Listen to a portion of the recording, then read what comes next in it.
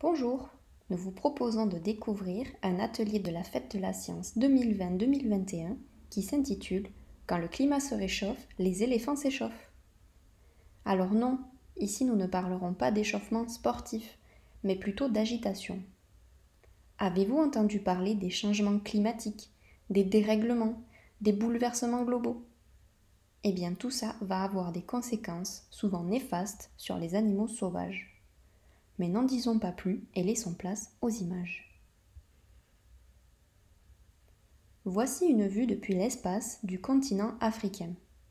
On vous donne rendez-vous en Afrique de l'Est et en Afrique australe, au cœur des savanes tropicales. Elles constituent l'un des grands biomes de notre planète. Un biome est une zone de la Terre caractérisée par un type de végétation précis, lui-même dépendant de la température et de la quantité de pluie qu'elle reçoit.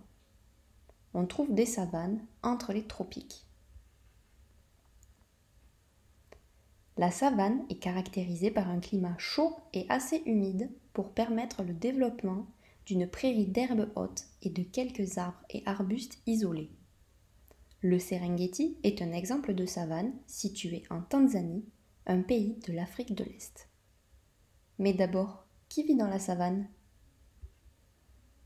Allez, on vous donne quelques indices.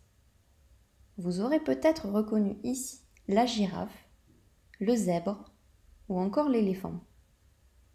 Ils font partie d'un groupe très riche que sont les herbivores, les animaux qui mangent des plantes. D'ailleurs, ce ne sont pas les seules espèces à faire partie des herbivores. La plaine du Serengeti contient la plus grande diversité de grands herbivores au monde. Mais ces animaux ne sont pas seuls. Dans les savanes africaines, on peut rencontrer, si l'on est chanceux, le roi des animaux, le lion. Pourtant, il faudra être encore plus chanceux pour apercevoir le lycaon, un grand carnivore méconnu et pourtant en danger. Les animaux que nous venons de voir sont des mammifères, des animaux qui allaitent leurs petits et dont la température corporelle est constante.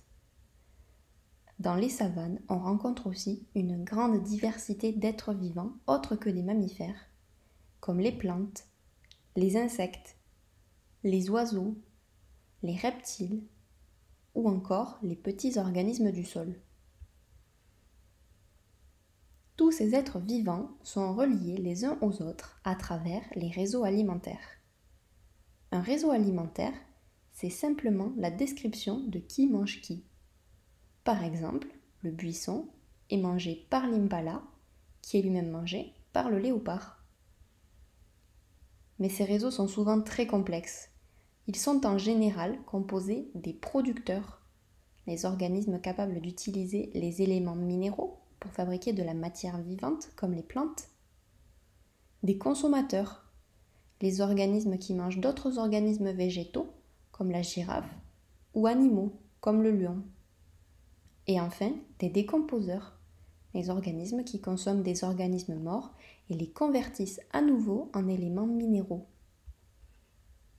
En plus des réseaux alimentaires, qu'on appelle aussi réseaux trophiques, il existe bien d'autres liens qui relient les animaux les uns aux autres, comme par exemple le fait que les déjections d'éléphants servent d'habitat à de nombreux insectes. Mais avec les changements globaux, ce bel équilibre est perturbé. Au fait, les changements globaux, qu'est-ce que c'est? Eh bien, c'est un terme qui vient de l'anglais global change et qui représente des modifications de l'environnement qui se produisent à l'échelle mondiale. Parmi les changements globaux, on connaît souvent les changements climatiques comme le réchauffement. Même si ce n'est pas uniforme, la température de la Terre aurait augmenté de plus d'1 degré Celsius depuis 1850. Pourtant, il existe aussi d'autres modifications, comme le changement d'occupation des sols, le développement de l'agriculture, la déforestation ou la croissance des villes en sont quelques exemples. On est alors en droit de se demander quels sont les impacts des changements globaux sur les animaux sauvages? Quelles mesures pouvons-nous mettre en place pour limiter les effets négatifs de ces changements? Est-ce qu'il existe déjà des solutions?